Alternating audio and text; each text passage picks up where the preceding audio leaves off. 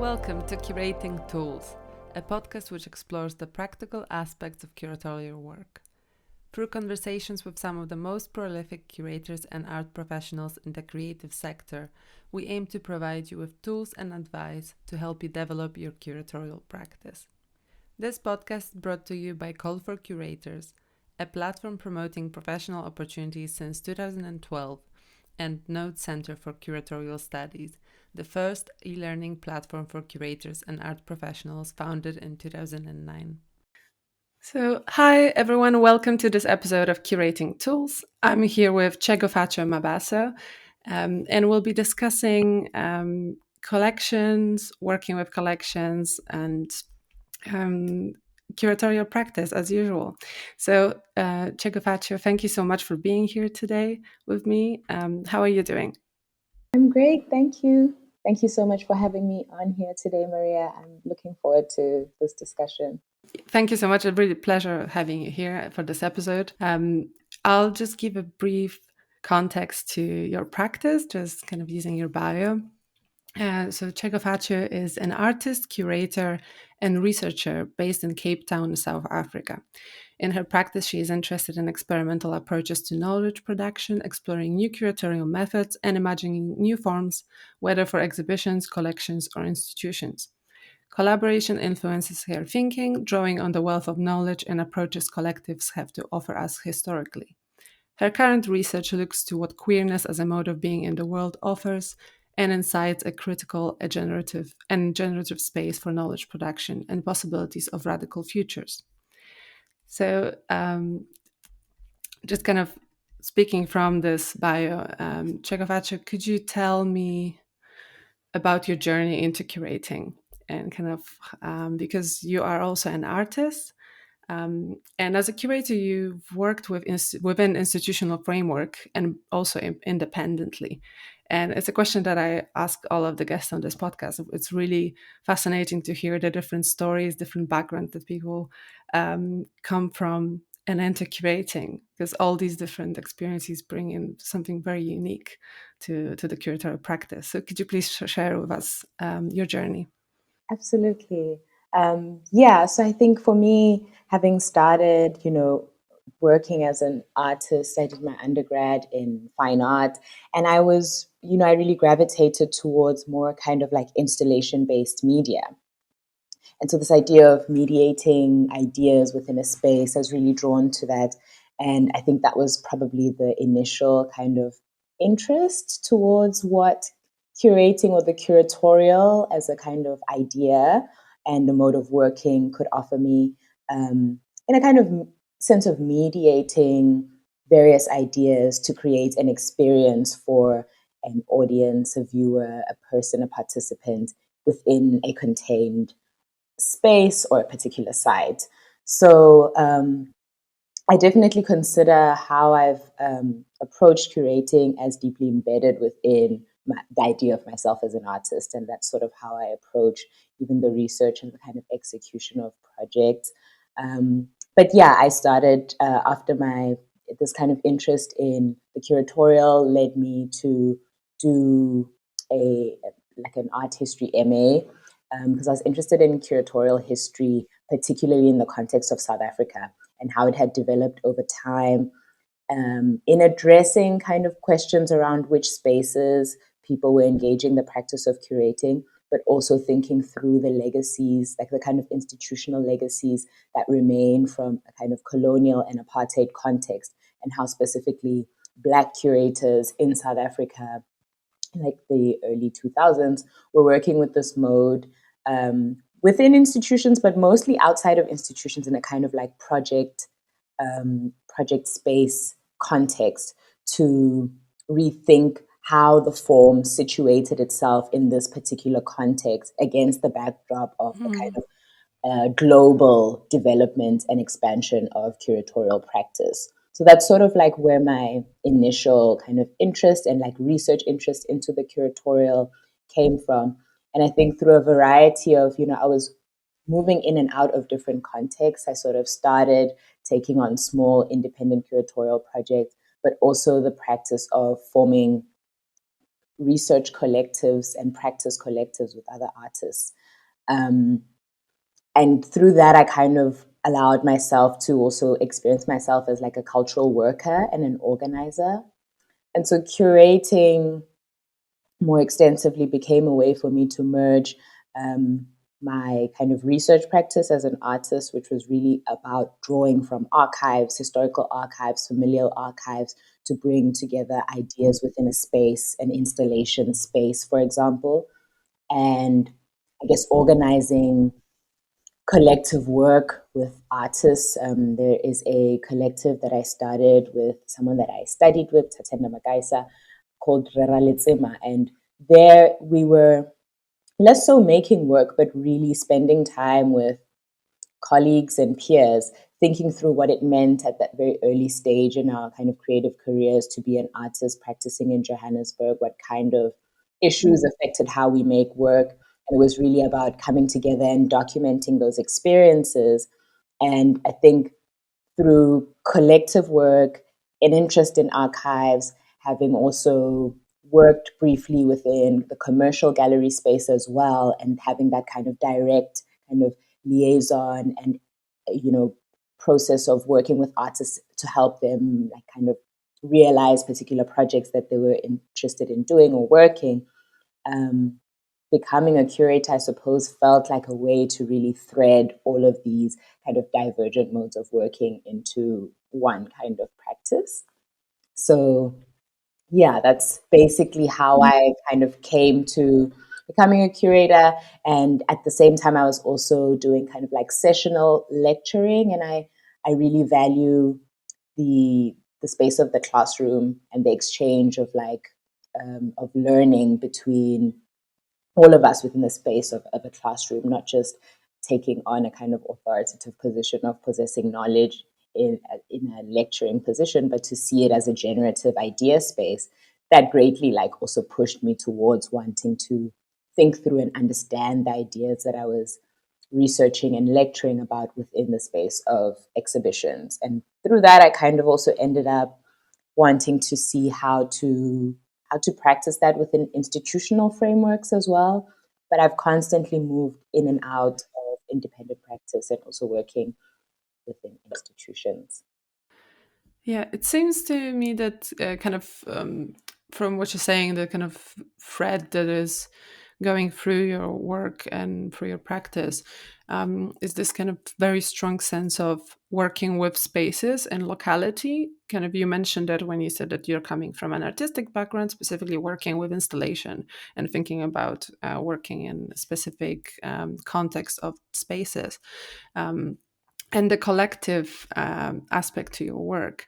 I think it's really interesting to hear, as someone who who works with collections, to think about doing that collaboratively, because I think a lot of times this can seem like a very solitary way of working. I think collections have this reputation, institutions have the reputation where working with archives and collection is working with objects, not working with people necessarily. But I'm also interested in what you mentioned about working within a specific context, but also a lot of kind of independent initiatives that you were involved in, like you said, curating in project spaces, picking up projects, more, I guess, less formally than working in an institution, but then also working within these big museums. So, what are the benefits of both? Kind of, like what was your experience of working independently, and what was your experience of working within institutions? Kind of benefits and differences would be great to hear.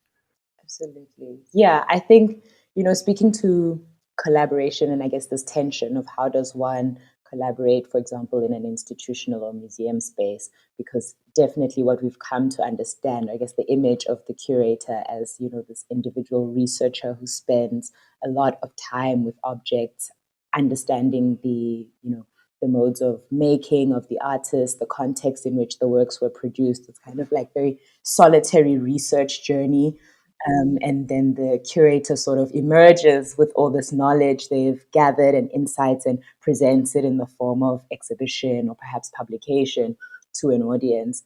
For me, I think for a long time, the allure of collectivity and like artists, like the history of artist collectives has been, I found very seductive this idea of working together so intimately to the extent of almost arriving at a kind of collective singular voice that really encapsulate a shared experience of thinking through an idea or object or making.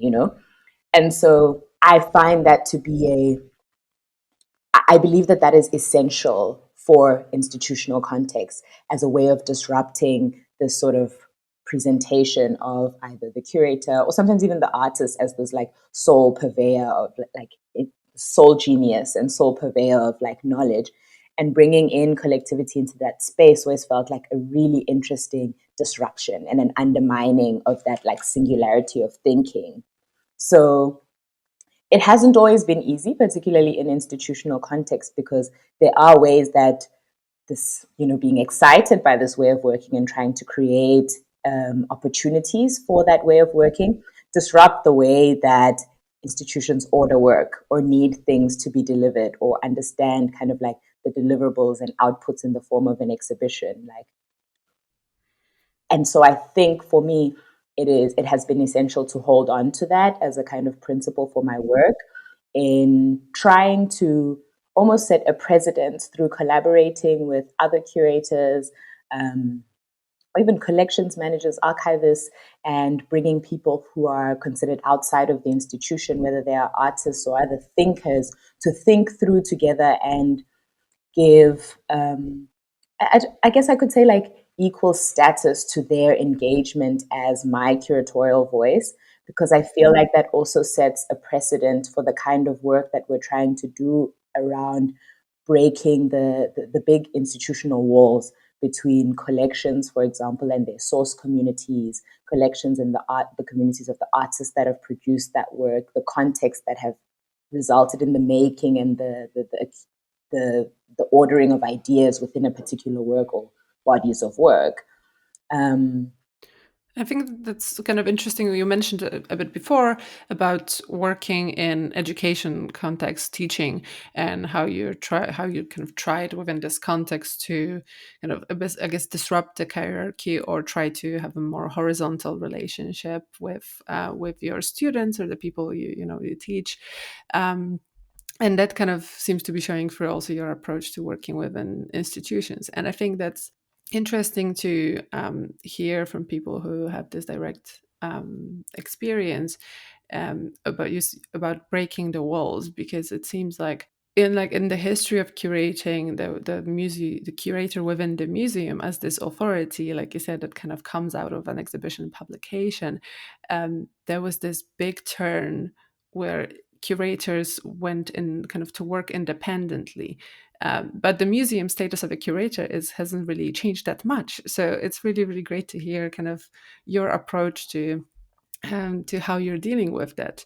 And you mentioned kind of bringing in other people into the process. Could you speak a little bit more into yeah, exactly kind of who you work with? How do you communicate bringing in new people and involving people from outside of the museum to the institution? Sure.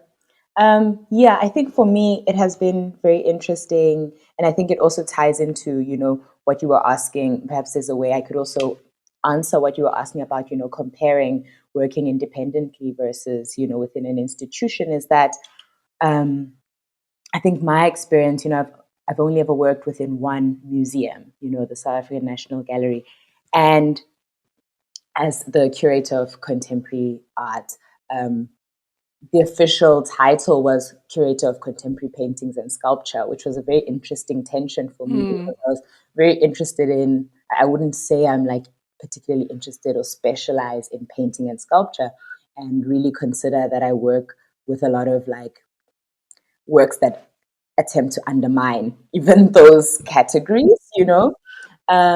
And so I think it has been an interesting experiment for me in terms of wanting to work collaboratively and bring people in. So for example, working with artists, I there is a thing that institutions do where they're these solid, grounded institutions that we understand to be resourced, ordered. There's kind of like a bureaucratic order to how things are run, which in many ways is necessary for, running a functional large institution, but can also be quite inhibiting and can create a wall between collaborators that are considered like external. And it has required being able to understand oneself still as like an individual, even in like this idea of the curator that represents the institution, but to almost embody a sense of vulnerability that gives such a clear transparency to the mechanisms and the workings of the institution, really making visible and surfacing the limitations, the parameters, like these are the legacies that exist, but also these are in a current context, the ways of working that can be perhaps counter to how artists want to work or how they want their work to be experienced.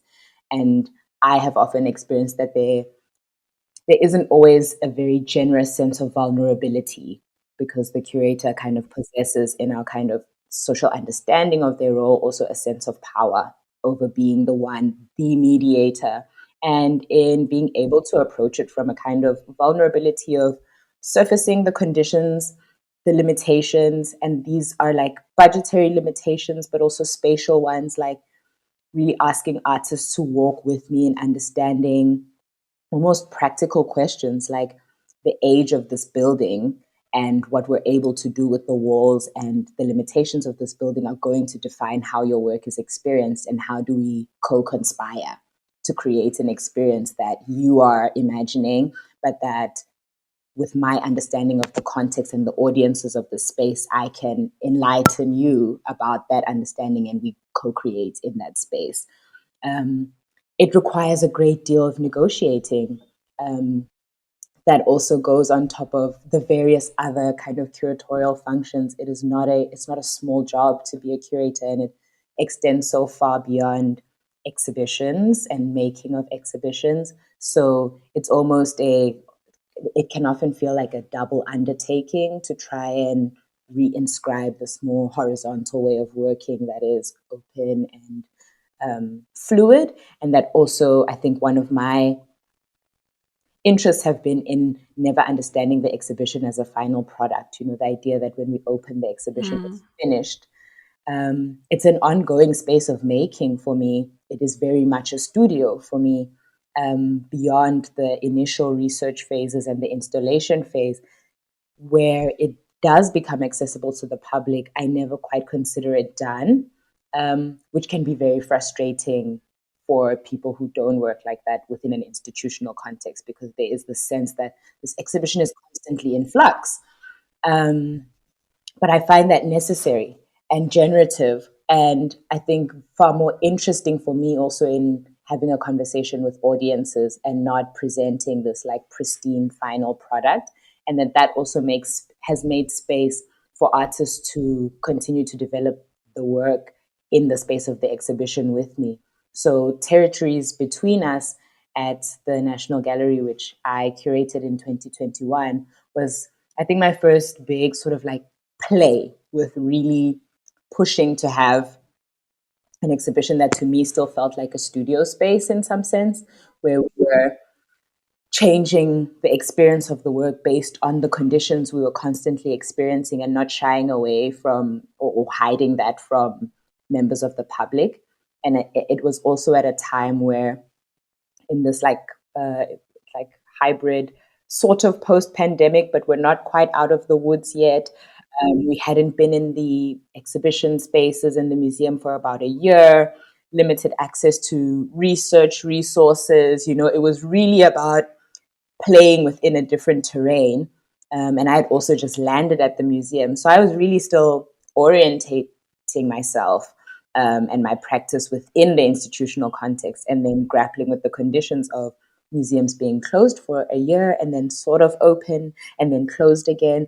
And it was frustrating, but I thought that was also interesting opportunity and a generative opportunity to have to negotiate with artists and also negotiate with the audience and negotiate with the space.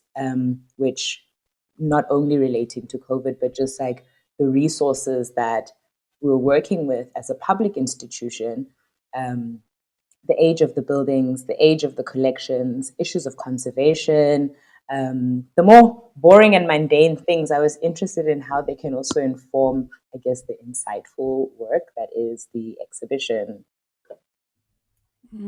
And yeah, I think that's it's interesting to hear your take on exhibitions and how you're trying to keep them kind of open and in flux, and that being a little bit in contradictory to a lot of museums' idea of an exhibition.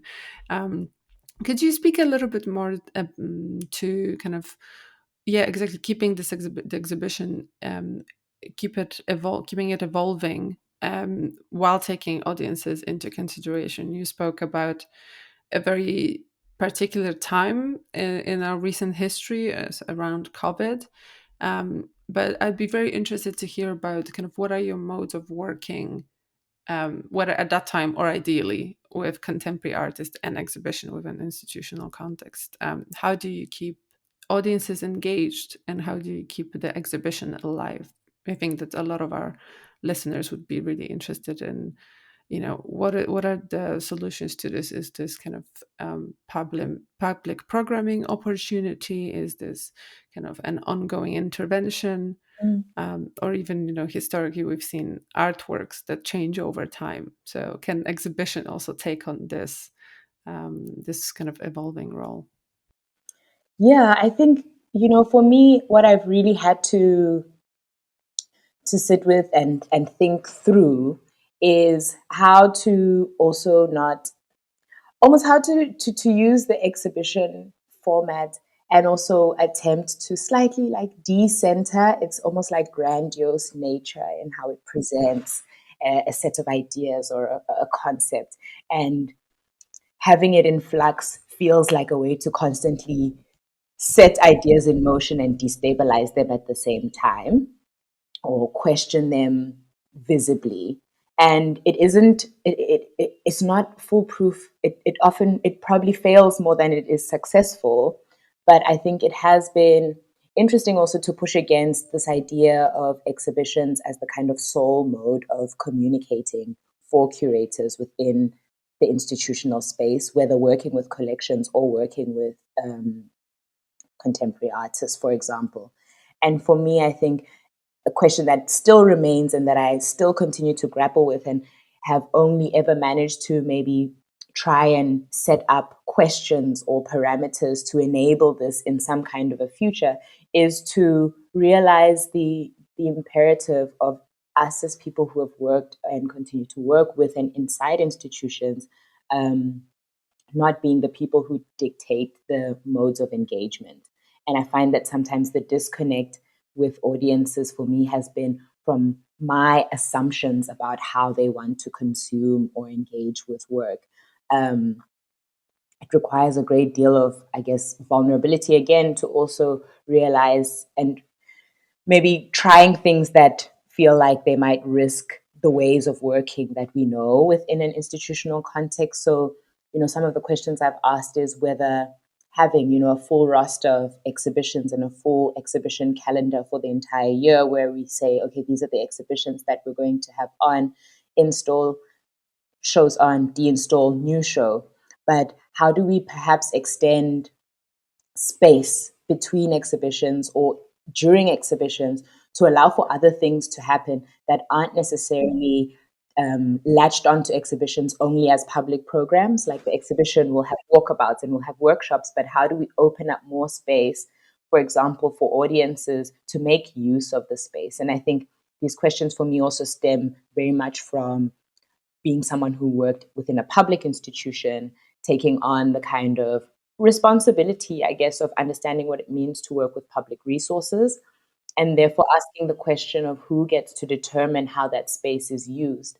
Can we, for example, allow ourselves to make more room for like less exhibitions where we're tracking visitor numbers and mapping the success of the show based on how many reviews and how many people came to see it, and look at space in between or during exhibitions where we're using the space of the museum and the collections in a kind of the way a library would operate, perhaps, having people have more access, not just through like databases or people who kind of have the privilege of knowing they can contact the curator for like a research visit, but how does one open it up and perhaps have ways of making conservation efforts publicly accessible for people to be able to understand how we manage the care of collections and whether we are kind of engaged in ways of caring for the collections that align to how the public values them. Like, what about the collections do they value beyond us telling them that the collections are valuable? Do we understand their relationship to the works in our collection? And do we understand how they actually want to experience them? Because perhaps there are times where audiences aren't interested in walking through an exhibition and like reading labels and that mode of engagement. In some ways it can become this, we're all trained in the performance. We know exactly what to do at the exhibition opening, how many minutes to spend in front of the work, look at the label, look at the work again. There will be a curator walkabout on Saturday, curator walkabout, space for questions at the end. It's very, it's actually quite rigid. Yeah, very structured. And so I'm, still on the journey to try and find ways to bring more of that in. And often, I think audiences are excited for those kinds of questions. Artists are too. And I think the collections would greatly benefit from us doing research and engagement in that way. But we are still grappling with the institutional structure and the ways of working that are historical. It's like, how do you manage that? How do you manage people coming in to watch conservation outside of like a short day dedicated to that? How do you make that more long form, Yeah, it sounds like kind of dealing with multiple temporalities of the kind of institutional annual calendar, thinking about it like going from one exhibition straight to the next, and obviously budgetary restraints, and thinking of what exactly will bring audiences in. Exhibitions seem to be such a kind of standard and tested and trusted means of communicating about the collections, but activating the areas of institutions that are not visible to audiences, I think that's important. That's really important, not only kind of for educational purposes, but like you said,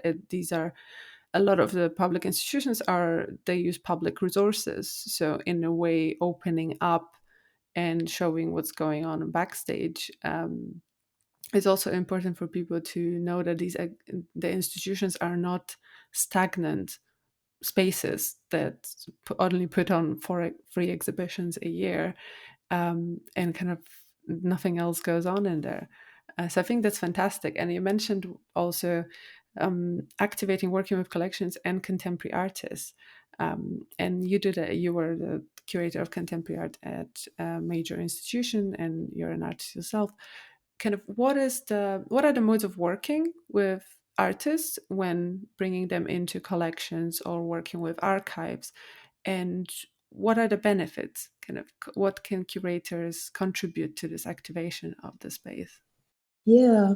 I actually, I really feel like that is a lesser explored, space. I think it's been interesting for me to in my time working within a museum context to see that the majority of kind of people who come to spend time with the collections are often researchers and scholars.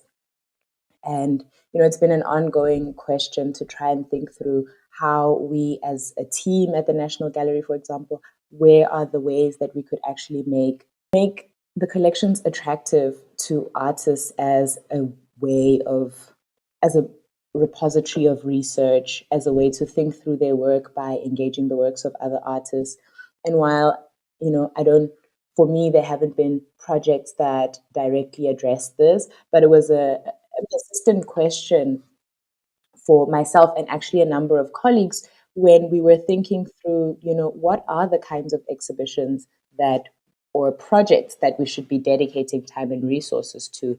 If, beyond the group show, the retrospective, the thematic exhibition, um, how can we facilitate perhaps residencies that the artists have space to come in and spend time with the collections and think through their work against, a repository of various other artists' historical and contemporary concerns.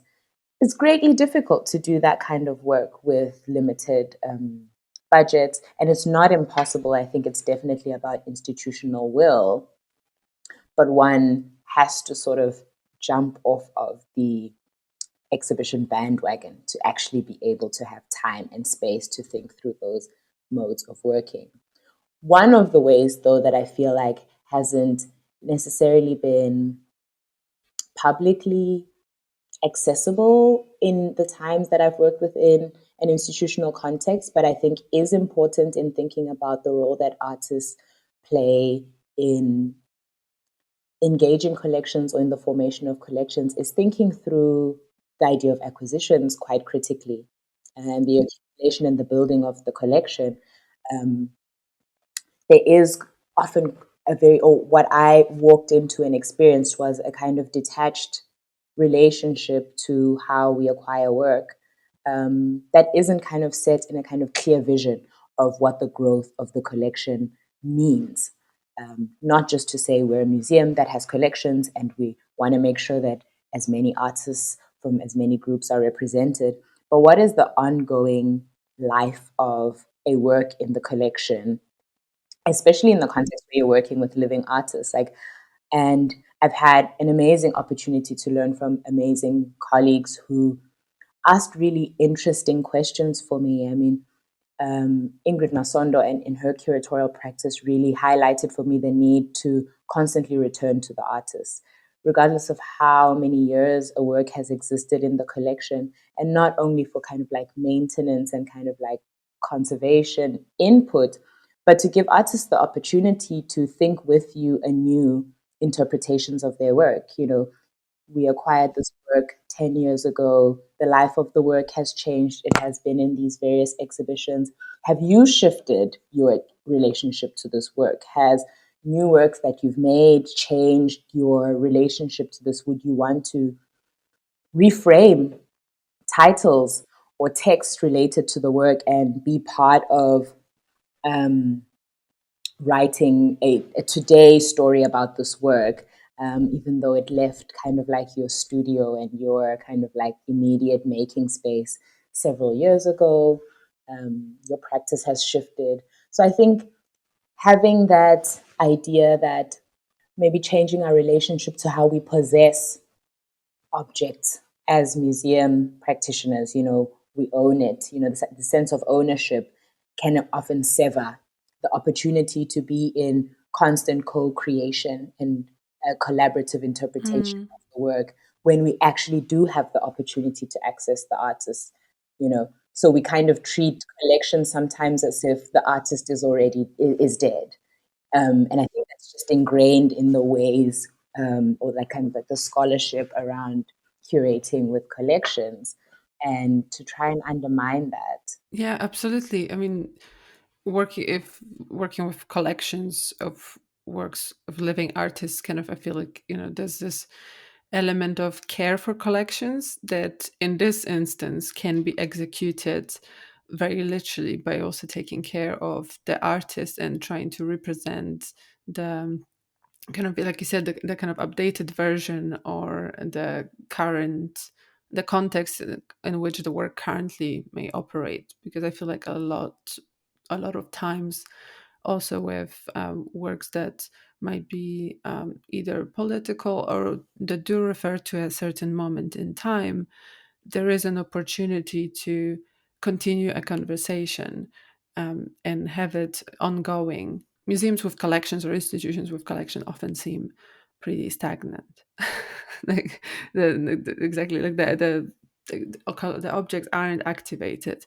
Um, but with historical objects, the contemporary kind of bringing in contemporary artists, um, or other professionals, kind of artists or researchers or people who kind of can activate the collection, can do some more research or evaluate these historical objects through our contemporary eye, um, kind of thinking about all these different histories that underpin museums and collections. I guess we're going to go into that a bit in a minute, in a bit further, but the colonial roots of a lot of museums, kind of when you bring in people from outside of the institution to look at these historical objects that oftentimes come from communities that were denied kind of being a part of art history, or or the history of the place.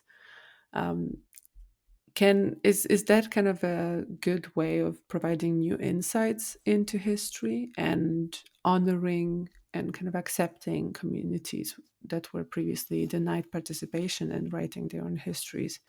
I think it definitely is. It's definitely a method to approach, the histories of erasure Yeah. and the kind of exclusion and the reality that museums still greatly remain detached from the communities that they kind of represent in the works and the research that they exhibit and display and greatly benefit from as well. And I think that's also why, for example, acquisitions processes were interesting for me to kind of Mm. observe, study, and kind of think through, because in that you also begin to see how the legacies of collecting from the kind of time periods of like active pillaging are still very much governing how we also acquire within this detached mode of acquiring and engaging with objects, even if we're perhaps ethically acquiring and there is an agreed kind of like purchase or donation that goes through a particular process. I think the principles or the intentions behind it don't always have a kind of critical care embedded in it. And so and that continues the kind of severed relationship from communities. One of the examples is also thinking about really, I suppose, like minuscule practical details, but that really do set the tone for how we understand the objects in our care and the communities that they come from, the artists that they come from. Is things as small as like, the forms that we use to bring works in.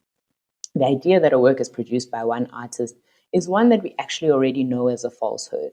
I mean, even whether it's a photograph or a sculpture, we know that artists producing work in a kind of contemporary moment and historically, there are a range of people that work has passed through their hands. Um, so, for example, could an insistence on really acknowledging who is involved in the making of a particular work, understanding that, well, for example, okay, Maria is, the main artist that this work is kind of like assigned to, but there is a whole range of studios, foundries, or researchers and assistants that have played a role in how printmakers who have played a role in how this work exists today. Does honoring that, researching those people, acknowledging their role in the production of culture, and then mapping the relationship between, because these are networks, they're creative networks, and various people are often working together. And it often takes very long or like long kind of extensive research projects to access that kind of information where you get to begin to see the networks of between makers. But how do we bring that to the forefront of how we engage collections? Because I think that begins to honor communities. That begins to make the space of the museum feel like a place where there is recognition of the context and the communities that have formulated these ideas through, yes, the vision of one particular artist, but that it is carried by a range of people. And that in and of itself can already begin to try and address, the histories of erasure, the idea of the unknown artist or works that were just taken out of various different contexts with no artist name, for example, or no or just assigned a kind of like cultural group name, which can be important in some contexts. But we also know that it has been historically done very uncritically. So what contemporary modalities and methodologies are we using to address that beyond, sitting with the tension of this stolen object, or this, the issue, the baggage, the historical baggage. How do we sit with the historical baggage beyond acknowledging it and saying, okay, this happened then, and we want to address that history. But it's like, but how are we repeating that way of working in how we could collect and interpret contemporary works where the artists are living and right in front of us and accessible to us? There is still a repetition of that way of working. Yeah, absolutely. It's kind of what we mentioned earlier about kind of curator being this authoritative figure. Similarly, with artists, kind of artists being the solitary genius myth. Um, that's our contemporary bias that is, yeah, like I said, being repeated and repeated. And I feel like one way of, I guess, confronting that, or one way that museums, I guess, deal with that is thinking about co-creation, but through collectives as well, right? Because then the collective kind of already implies that there are multiple people involved in it, and they oftentimes very interdisciplinary collectives of researchers, historians, artists.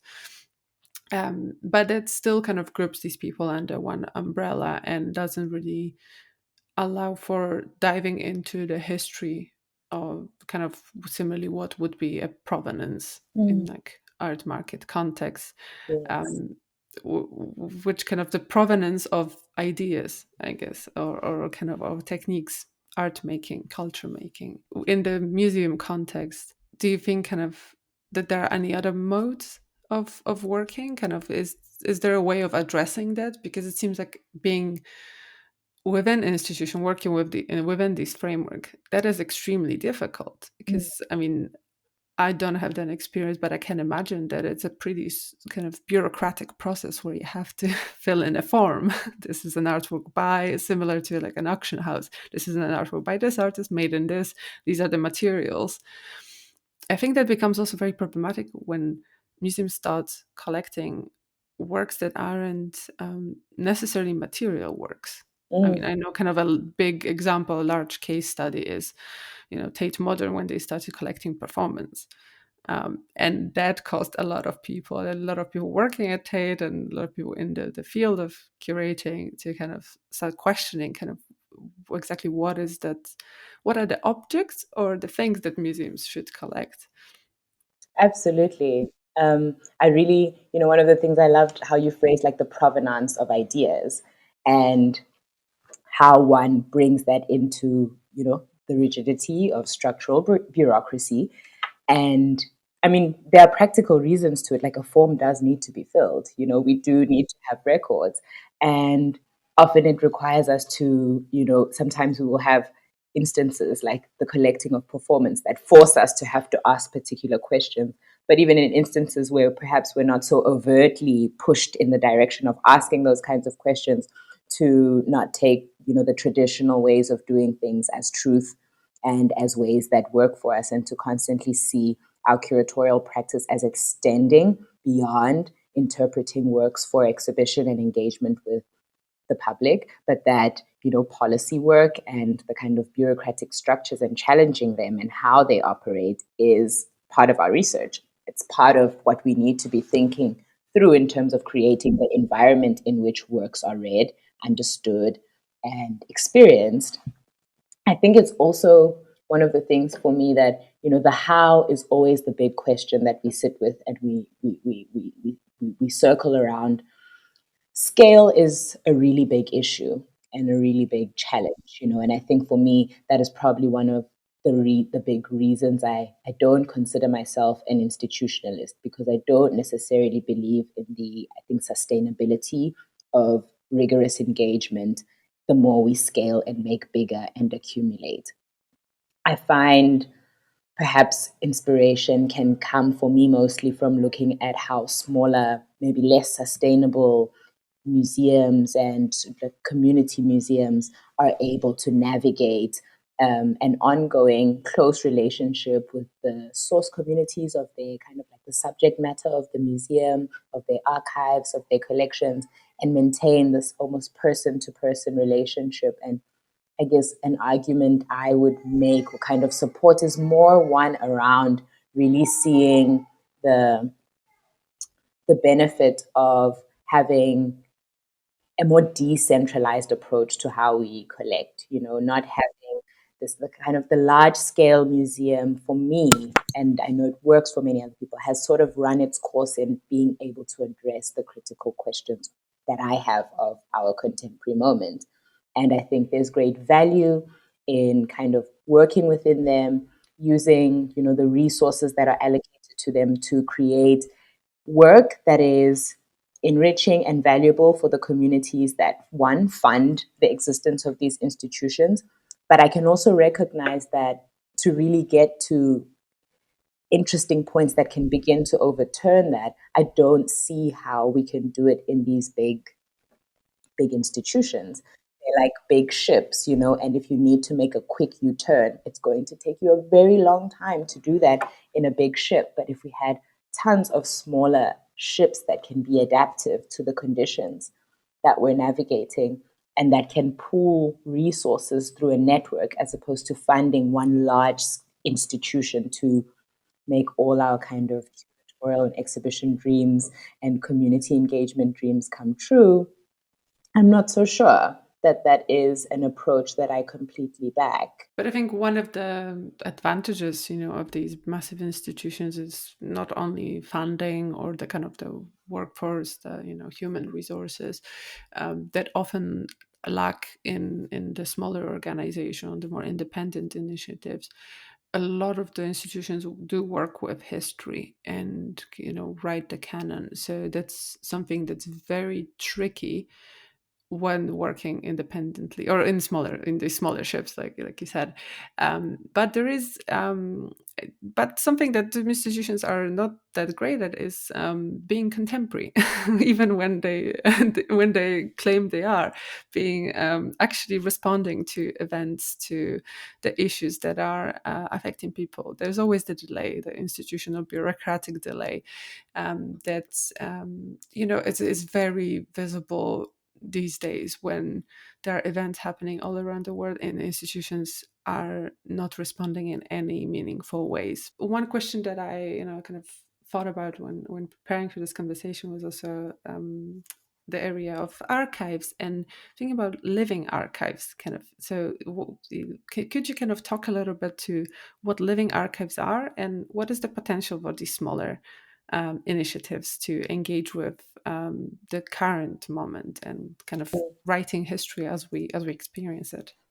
Absolutely. I mean, I think for me, I suppose I could say a recent project that really allowed me to sit with these questions around what a living archive is and could be, was working on a project with a collaborator of mine, Ingrid Masondo, and we started working together at the museum. But we have our own kind of research collective and have worked on independent projects together.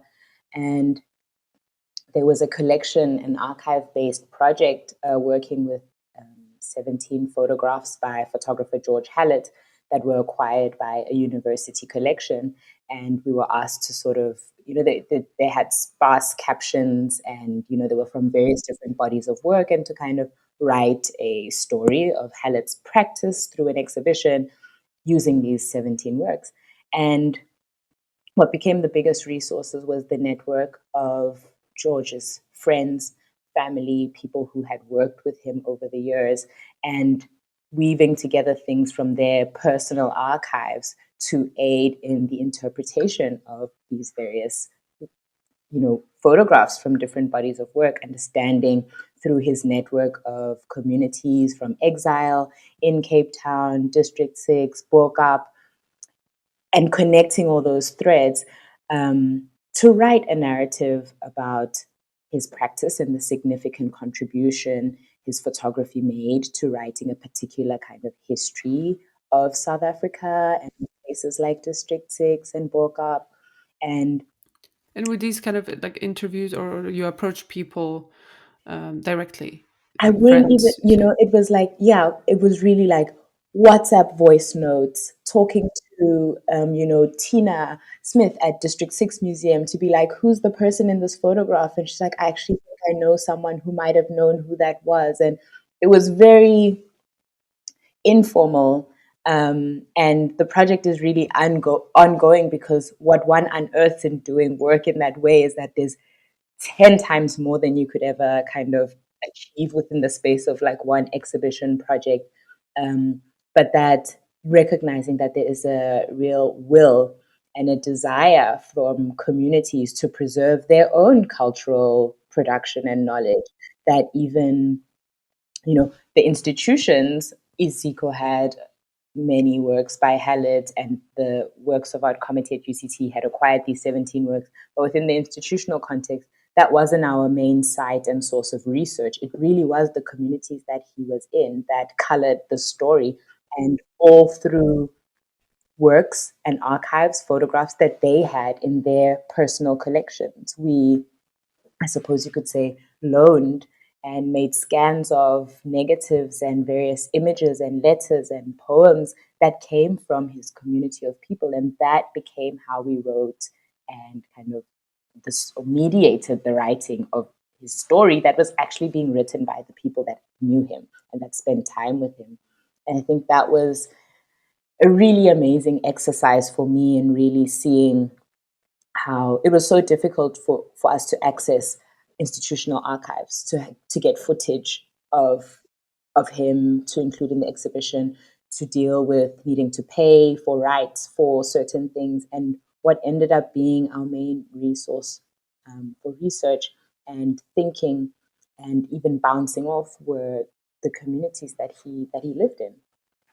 And so I think that for me was an experience of working with living archives that also kind of like reinvigorated my belief that if bigger institutions, they don't necessarily need to cease to exist. We have them. We need to do something with them. I mean, even on the continent, we have all these like colonial museums that we're stuck with, and we don't really, Mm. we're not trying to get rid of them, but we're stuck with a ton of problems with them as well. But what if we were able to really all commit to dispersing and decentralizing the resources to give kind of like support to people who are doing the archival work. People are archiving, people aren't just sitting, and perhaps it's not, the kind of formalized archiving that we've learned in a scholarly sense, but they have tons of knowledge and stories, and a lot of it is dying with people because they don't necessarily have Mm. the resources to perhaps conserve.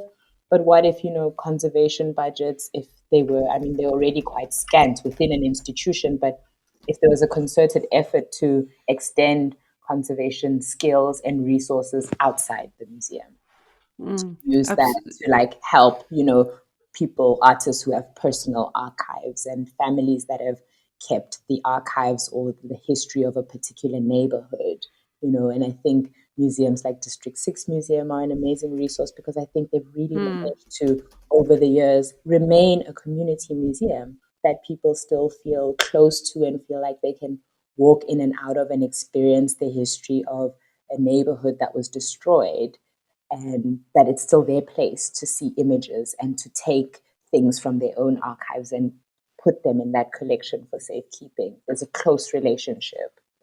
Feel like that's going back to what you said earlier about kind of working with an institution context with exhibitions that have their end date, and the research kind of in the conversation stops then. And what you just kind of the project that you just described now, you said that it has more material, there's still more to do beyond the exhibition, that's a potential to continue doing this work. um, you also mentioned colonial museums with colonial histories. Is the decolonial discourse in the contemporary times, you know there are obviously ways of engaging with it as a curator and kind of researching the histories, or engaging contemporary artists and working with these difficult topics. But perhaps is it also about the kind of resource allocation and opening up these spaces? Because that's something that you mentioned. There are professionals that kind of keep working with the same collections and similar stories within an institution, while there are all of these communities around that, like you said, the stories die with people and they are undocumented. So is that could that be one of the ways that curators address these kind of problematic legacies of collections and of institutions? Yeah, I think, even how you frame the question really allows me to also like think about, on a practical level. We've been grappling with the question of decoloniality and the decolonial discourse and what that means in the context of museums. What do we do with these collections that are very much feeling like, colonial baggage in many ways, but they're historical record, and we assert that they are objects of great value, cultural, monetary, historical value. Um, but it's often something that we're internally dictating and letting communities and publics know we have these things that are very valuable and we're going to continue to take care of them. Um, but we're not necessarily in conversation, in honest conversation or vulnerable conversation. Like, when do communities get to come into the storerooms and see and decide, oh, yeah, this is valuable. Actually, I don't know why you've been holding on to this. I don't know if this speaks to or, adequately encapsulates the complexities of the history of this place, for example.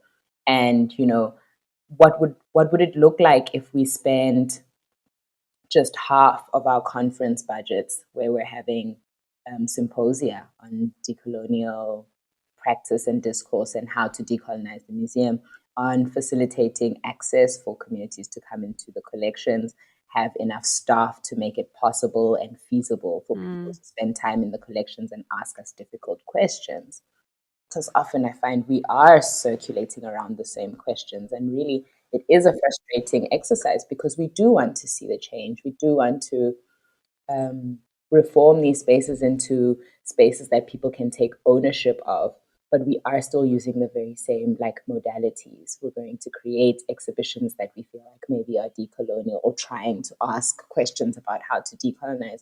But what if we, tried a new way and directed our energy towards like, let's open the doors, like really open the doors and surrender to what that process could elicit. I think there's a big sense of fear for us as practitioners and cultural worker that, allowing that, that level of transparency and vulnerability would result in either destruction or,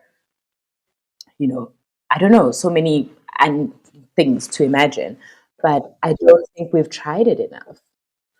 And I also think that like sometimes we, I think you said something about like, yeah, a denial from institutions, and often that also means even the frameworks that exist in a bureaucratic context, we're not able to fully utilize. So one example that is always interesting for me is, how deaccessioning is such a scary word for a room of museum practitioners. We have policies around how to do it that kind of vaguely, map out the parameters for what instances this is a practice that we should engage, but it's rarely touched, and it's almost like this, scary monster that we don't want to touch because, what does it mean for the historical record?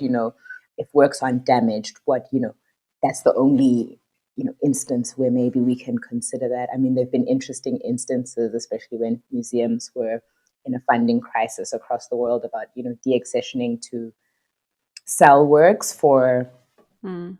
for funding, and that was also like a big, there was a lot of uproar about why that was happening. But I do think we could get a little bit more comfortable with those kinds of things and bring communities into that thinking. Like, if we're going to look at the collections transparently, is there a kind of letting go that we can do with communal consensus? And then it is not scratching the historical record off uncritically. We can find other ways to continue archiving what was in the collection, but also understand that we need to be agile. We need to move into a present and a future thinking, not being so yoked to the past.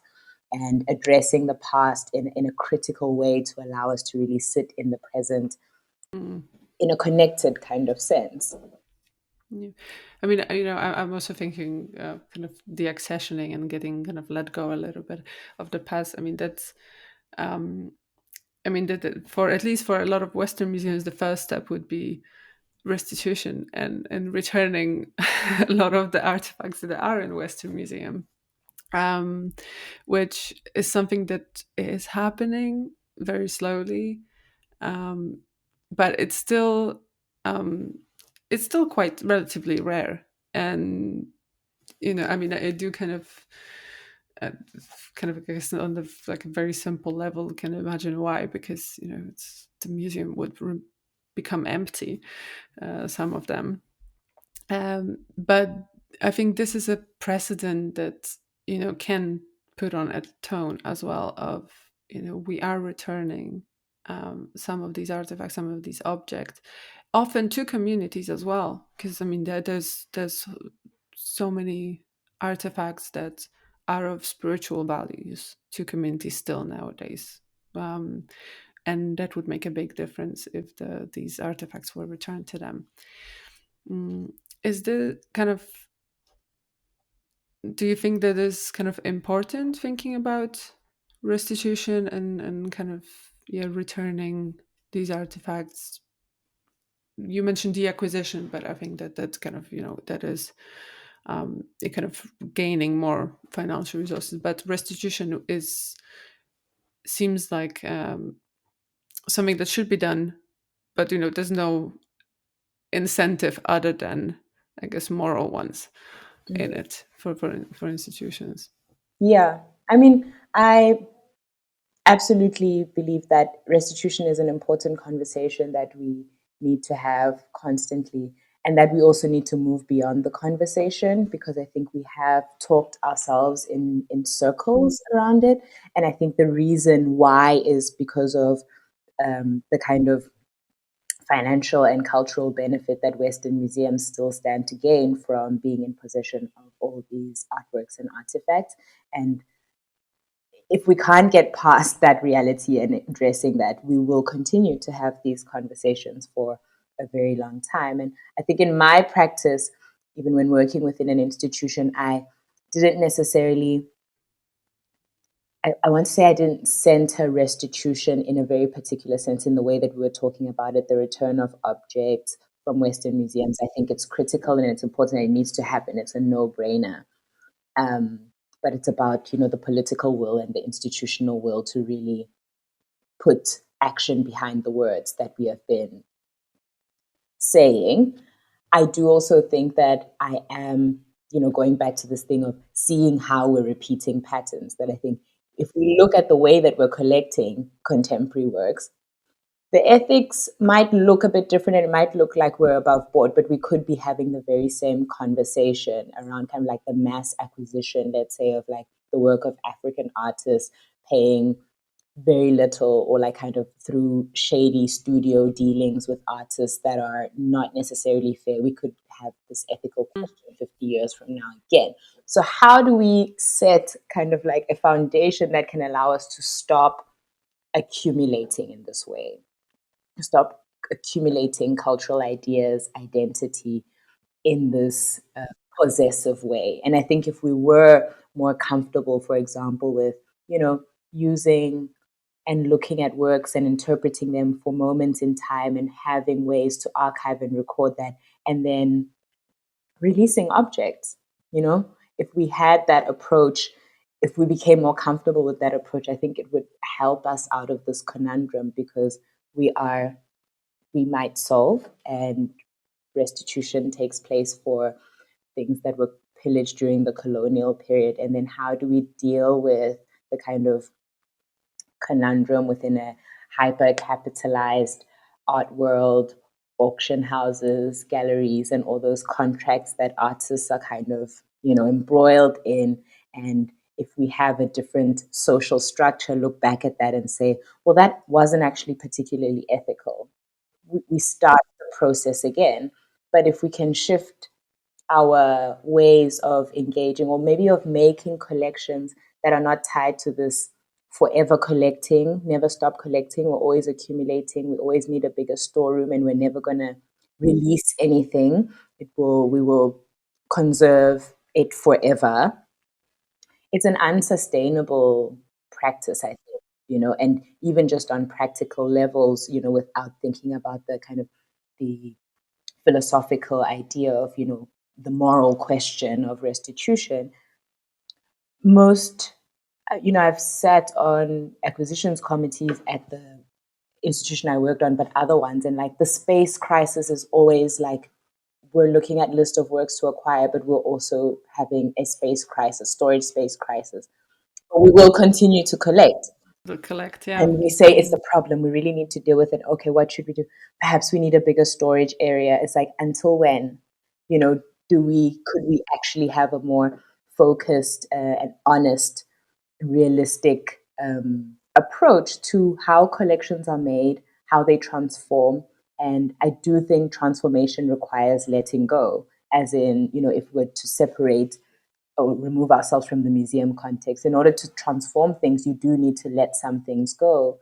So how do we begin to channel our knowledge and our energy towards finding sustainable, community engaged, critical modes of actual transformation that will require a process of letting go? And then that will, feed into restitution or feed into, deaccessioning or whatever, but it will allow other processes to then lead the way. I really like the comparison that you made between collecting or kind of plundering artifacts in the past and contemporary art market, because I think like it seems like the kind of colonial underpinnings, that the colonial logic of greed and possession, it's kind of really just transformed into the capitalist kind of logic of greed and possession, where we want to collect more and more at any expense, at any cost. But talking about kind of sustainable ways of working and knowledge production, I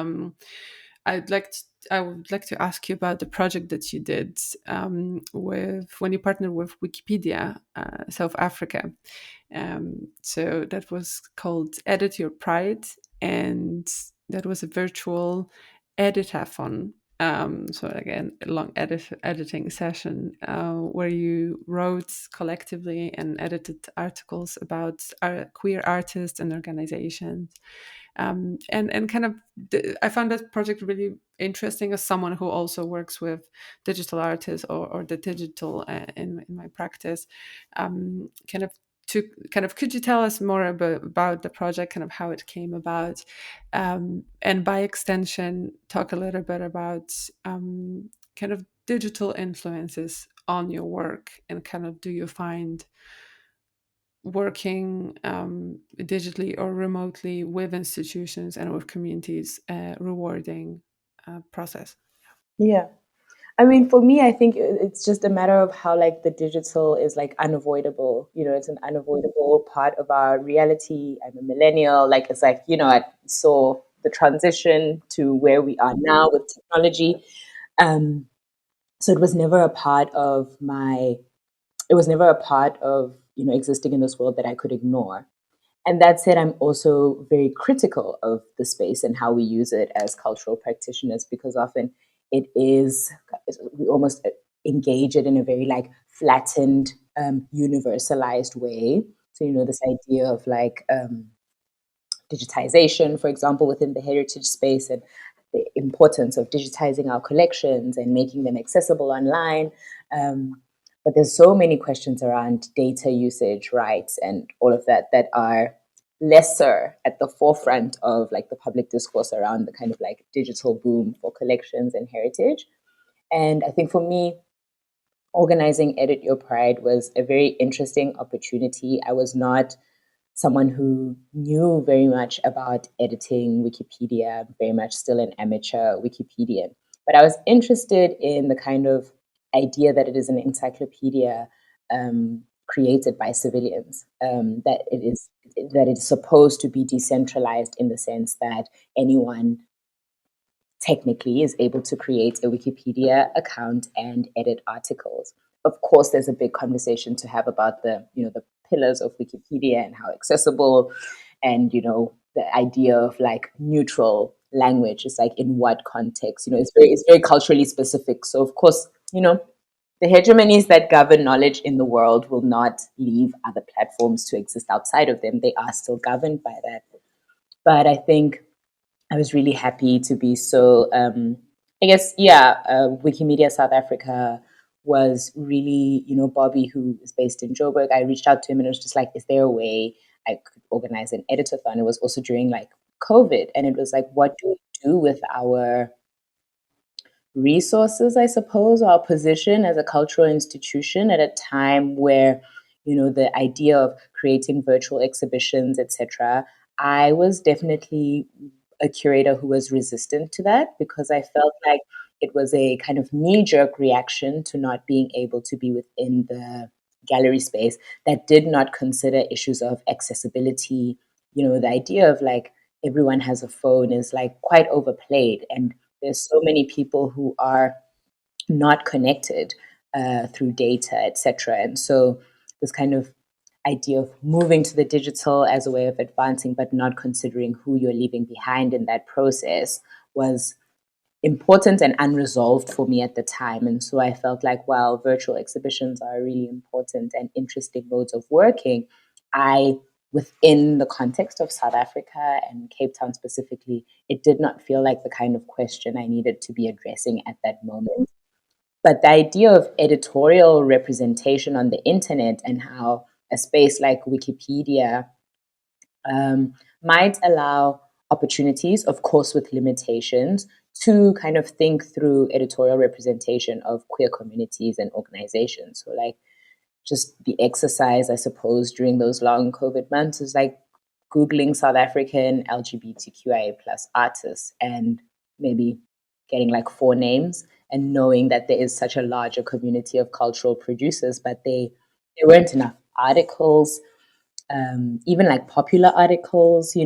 And so I started to wonder like how many collections and museums could be the knowledge repository, because Wikipedia does need you have to reference it from somewhere. You can't write things like an original idea. So how do we make the knowledge that we have either through collections or through writing accessible to a group of civilians to then be able to address the editorial gaps related to gender and sexuality on the continent on Wikipedia? So that was sort of what the project was trying to do. And we didn't get through very many articles, but I think the exercise of learning to edit together collectively in one kind of virtual room was very exciting for the people that attended. And it did kind of create an opportunity to think through how, not only on beyond the platform of Wikipedia, because platforms have limitations, how can we begin to think about decentralizing knowledge? How do we have a more decentralized approach in the digital realm to creating knowledge, sharing it, updating it, critically engaging it? So it was almost like a learning for us. And I think it also, when we organized the second one, which we did in 2 cities in 2022, Johannesburg and Cape Town, and we were able to do those in person, the workshop, really, a lot of the questions that came out in the workshop were about like unpacking the nature of like data on a platform like Wikipedia. So like, what is source knowledge? What is primary source knowledge? What is secondary source knowledge? Can an interview with an artist be considered primary source knowledge? Or does that need to be used in an exhibition, published by the museum in order? And so for me as a cultural worker, it was like, how can I enable a kind of moving of information to make it accessible in a way that it can be valid source knowledge for a platform like Wikipedia? Or how do we make collections accessible on Wikidata so that they can then be referenced by people who are writing articles on Wikipedia? That was, the thinking for me. Yeah, I personally never thought about kind of the connection that needs to be made between in the cultural kind like like visual arts or culture context between institutions and another institution such as Wikipedia, for it to become kind of a digital network of knowledge. And also the question of labor behind knowledge production, I think that's it does seem that Wikipedia editing is an easy task where you just kind of gather the knowledge that's already been processed by someone before. But in terms of kind of adding new information, that's really interesting to hear about these additional new steps that you have to make as an individual or an institution to share what you've gathered and what is considered information, valid information or knowledge or not. Mm. Absolutely. So we do have a few more questions from our members. We have a few coming from the Art Museum at the University of Toronto. So we had 3 sent in. So I'm going to start out and with the first one. I think let's go one by one.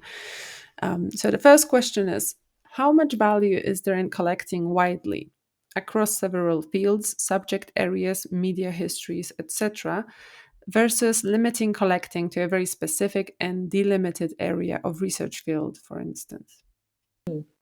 I mean, I definitely, I mean, I worked when I was at the South African National Gallery, it was across mediums, and also the Ezekiel Museums is like a group of 11, probably now 13 museums of like social history, natural science, and art. And so I have the experience of working within an environment where, there is everything.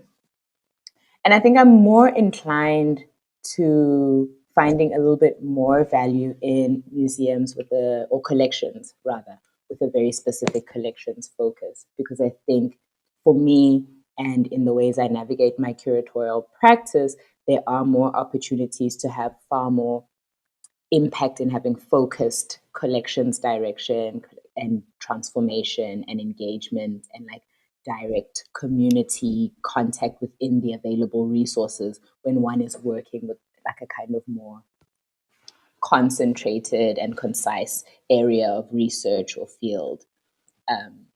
But it's very much a personal opinion about how being able to make visible and impactful moves and changes in collections development and strategy are attainable when you have a kind of concise focus and you're able to really be quite intentional about even your approaches to acquiring, and you can be very specific.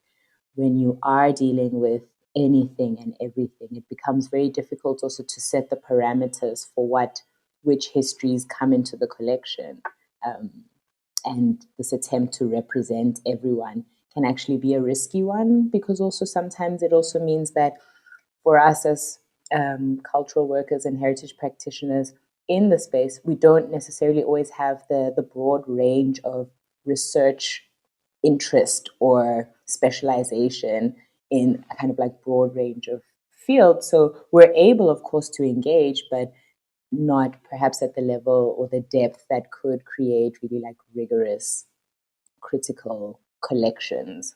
There's rigorous engagement with exhibitions or particular works.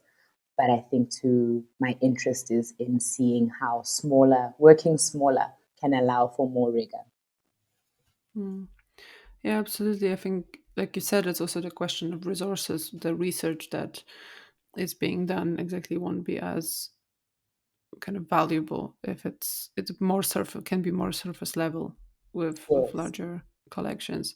But also kind of just kind of relating back to what we talked about earlier, that the context is extremely important, and if the kind of these decisions can be also based on the locality or the community around, right? So if there is a specific subject area that has a connection to the area, that's probably something worth looking at. Absolutely. Being responsive to community needs. Um, the second question from Toronto is collecting in and of itself, so fraught, subtending the notion of culture as possession, etc.? that one ought to stop altogether, and if not, why continue? Mm. It's a tricky question. I mean, that I find myself thinking about, sometimes with collecting. I'm like, why actually are we doing it? And it's a difficult one to answer. Um, Sometimes I feel like we collect because we've been collecting, and so it's a continuation.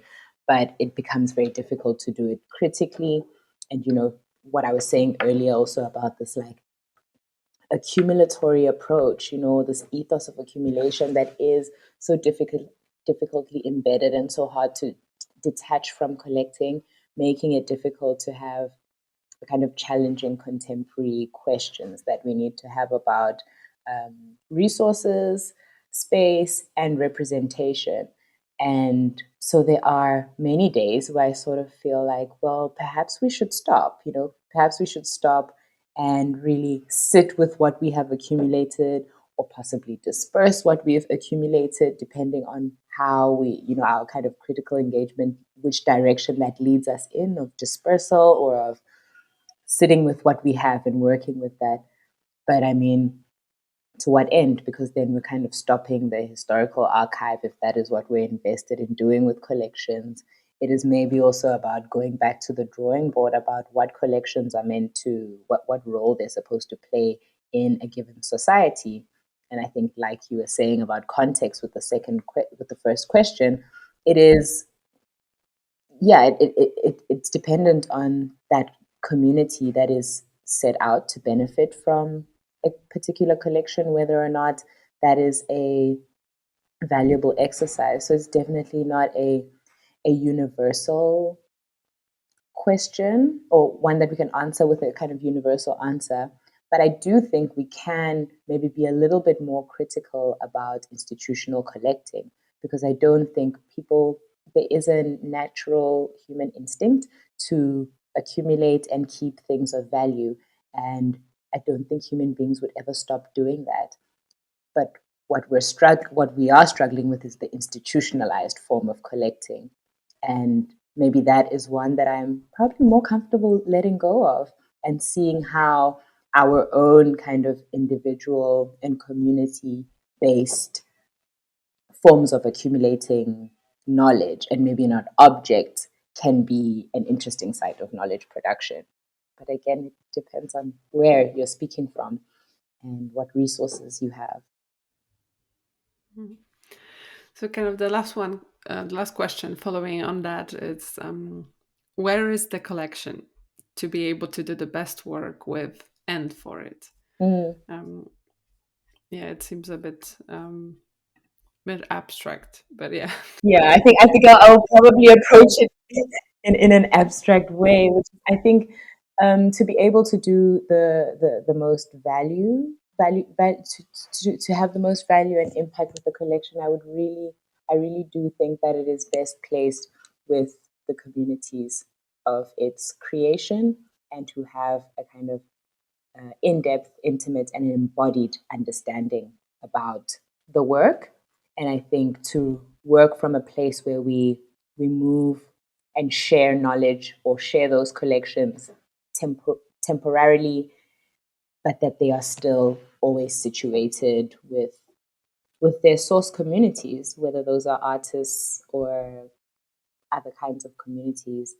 Um, I do think I quite strongly believe that they are still the best custodians of their own cultural production, and that we can find innovative ways to share that cultural production without needing to possess it.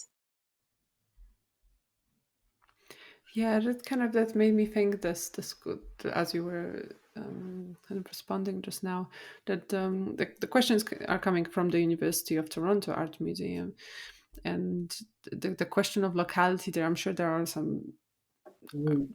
artworks coming locally, but I think oftentimes the large university collections can just have like art historically important work that might not necessarily be Mhm. tied to this specific geography.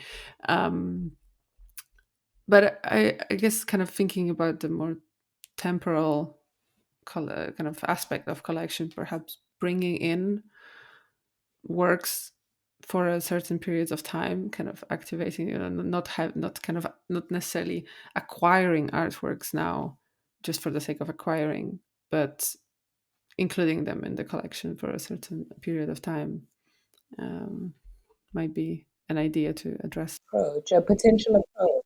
Yes, because we also, having worked within institutions, at any kind of given time, you're hardly ever showing even 10% sounds generous of what's in your collections.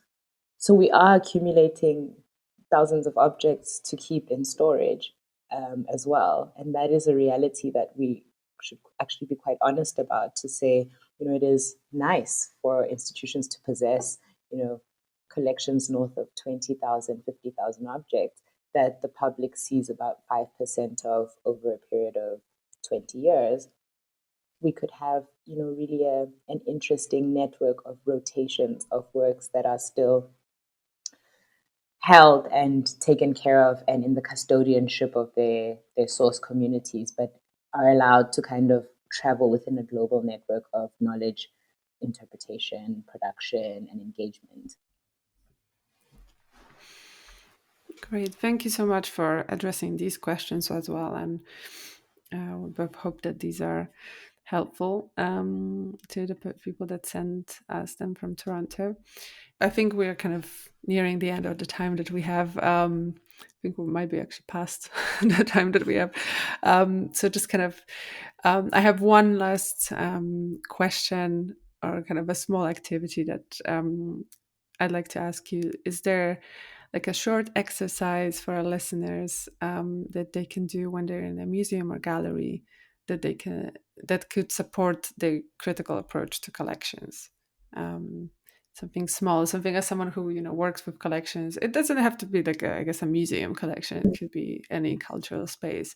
But are there some questions or exercise that people can go and ask themselves and engage Yeah. with the space? So I think one of the things I thought would be an interesting exercise for people to try, engaging collections or museum spaces, is really to, if you're looking at an exhibition or maybe you're engaging works within the collection, but reading up on the work, is really looking at the captions or the story, the story that has been written about the work by one particular person or a group of people, making note of like the tone and the conventions of how we write about work, and perhaps look at that and then try the exercise of selecting an object, either of significance or not real significance, in your home or like lived environment, and try to write a kind of story or a caption for that work, and think through how the process of archiving and interpretation is a practice that we're already engaged in. And if we can see it in that kind of personalized, domestic way, bring that kind of the understanding of how this is a personal story to how we engage exhibitions and the text and the work, and understand that there are individuals that have written these perspectives that frame our reading of the work in the same way that you would frame something that you live with, and see the multiplicity of truth as opposed to a kind of absolute truth in how we engage the works that we see in exhibition. Wonderful. Thank you so much. I think that's a really great exercise to do next time you're in a gallery or museum, and to kind of replicate at home. Thank you so much for joining me today. It was really a pleasure talking to you, and learning more about your practice and approaches and methodologies to working with collections and with artists. Thank you so much. Thank you. It's been an inspiring conversation.